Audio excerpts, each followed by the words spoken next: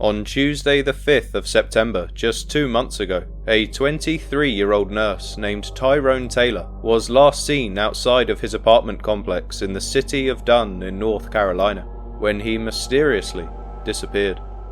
The young man suffers from a form of cognitive impairment, so when his father was unable to get in contact with Tyrone for 2 days, he was officially reported missing and the search was on.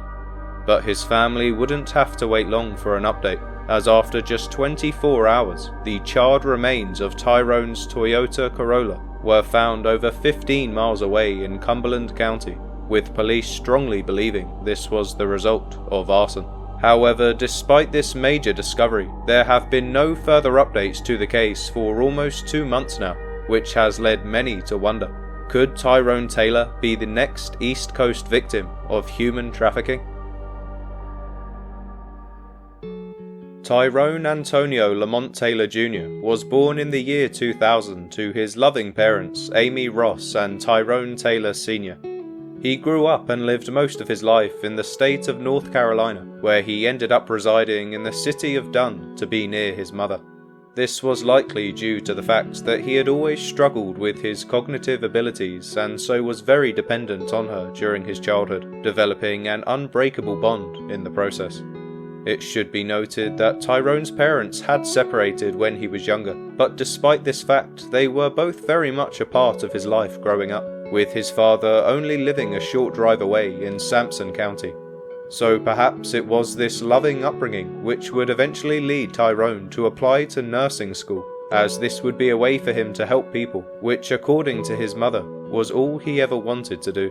And then, after successfully graduating a few years later, Tyrone officially began his nursing career, where he would quickly receive an Employee of the Month award for his dedication to the job.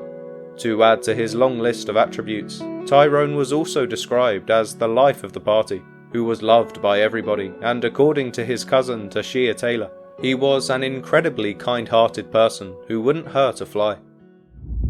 So, when the young man mysteriously disappeared 2 months ago, without so much as a text message, his family knew he was in trouble.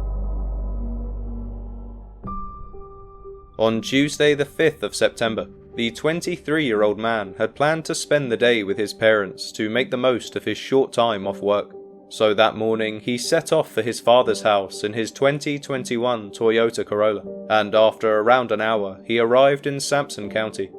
Little was known about how they spent the day together, but it would seem nothing out of the ordinary occurred, as Tyrone would eventually say his goodbyes to his dad, before jumping back in the car to drive over to his mother's place. Once again, it was just a regular pleasant visit from her son as normal, and nothing of note really occurred, and he eventually hopped back into his car to drive home. After just a short drive, he soon reached his apartment on Susan Tart Road and was later seen standing outside of the complex. However, little did this witness know at the time that this would be Tyrone Taylor's last official sighting. On Thursday the 7th of September, Tyrone Taylor Sr. called his ex-partner Amy Ross to ask her if she had heard from their son in the last 2 days. At the time, he had hoped she would be able to provide an explanation for his abrupt silence. So when Amy confessed that she had also failed to hear back from their son for the same amount of time, Tyrone was left utterly devastated. They quickly agreed that this behaviour was extremely unlike their son, and so without skipping a beat, the pair immediately phoned up the City of Dunn Police Department to officially report Tyrone Jr. as missing. The police were quick to act, as working alongside the Harnett County Sheriff's Office, they were able to send out helicopters and canine units to his last known whereabouts, in the hopes they would find him somewhere nearby. But after just 24 hours of searching, they would soon discover a key piece of evidence that sent shockwaves throughout the county. On Friday the 8th of September, a sheriff from the neighbouring county of Cumberland would receive a call regarding a vehicle that was on fire in the small town of Linden. With less than 2,000 people living in the area, the police were initially very confident that they would be able to find the owner and get to the bottom of the situation. But shortly after arriving on the scene, they realised that the car did not belong to anybody living in Linden, and not a single local could account for the strange occurrence. So with a mystery on their hands, the authorities took down the vehicle's information and attempted to trace the car back to its owner, but they were soon shocked to discover that the vehicle actually belonged to a missing person from the local city of Dunn. Given the severity of their findings, they immediately called the Harnett County Sheriff's Office to explain what they had found, and so the neighbouring police department quickly called off their search in Dunn to start a new one in Cumberland County. However, after combing through the local area for days, they were incredibly frustrated to find that there was absolutely no trace of Tyrone anywhere, and so they were forced to go back to the missing young man's family empty-handed.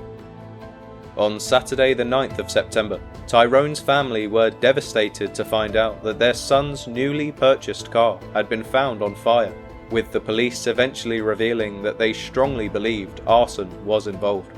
But unfortunately, with there being no leads to come from this discovery initially, the family were forced to somewhat take the case into their own hands, and so they began their own search by hanging posters all around the town of Linden, in the hopes that somebody would recognise their son. At first they didn't have much luck, but then later that day they would stumble upon a pile of scattered objects not too far from where the car was located, which were later identified as belonging to Tyrone. Some of the items included a Mickey Mouse shirt, random charred pieces of his car, and a black box, which is a car insurance deployment which would have been used for tracking details like speed, distance travelled, and even GPS location.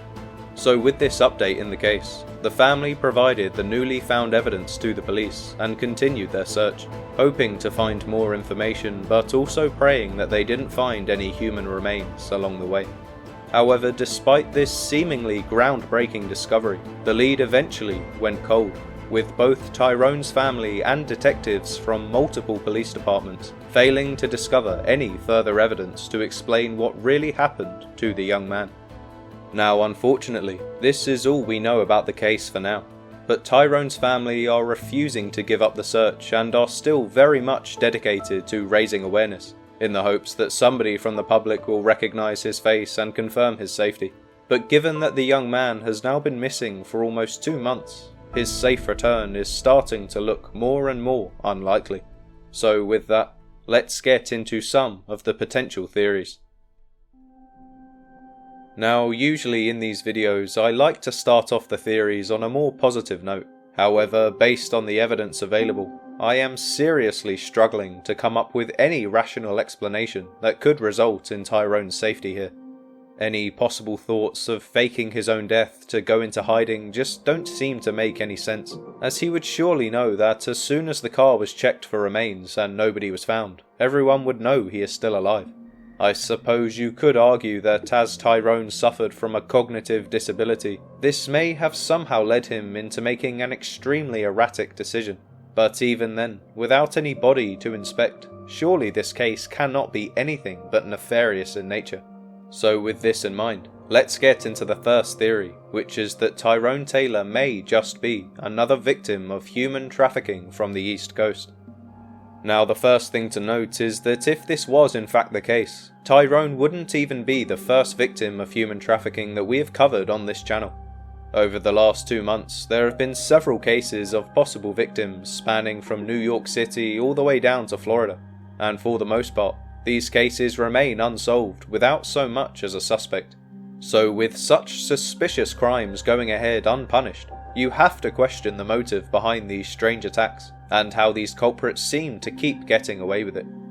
Are innocent young black men and women just being picked off at random? Or is there a wider operation going on, with these victims being specifically chosen due to their ethnicity and age? Well, given the details of Tyrone's case, I would have to go with the latter, as there doesn't seem to be any evidence whatsoever that would reveal he had any enemies. By all accounts, Tyrone was a kind and caring young man who loved his family and didn't have time for nefarious activities due to his busy work schedule. So I personally can't think of any other reason to choose him as a victim other than that he was profiled by a potential suspect as a good candidate to be trafficked. After all, the police believe his car was set on fire by somebody, and the black box that was inside the vehicle was scattered nearby, which would have probably allowed police to find out where he would be travelling due to the GPS location tracker. But saying this, could we even take this theory one step further, as once Tyrone was snatched up, another possible motive could have been something far more sinister. What if Tyrone was selected to have his organs harvested?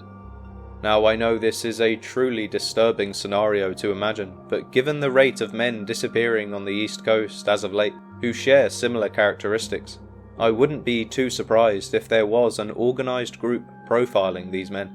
Perhaps they are being lured by online predators like in the case of Leondre Flint, or maybe they are simply being stalked in real life like Stephen Edwards.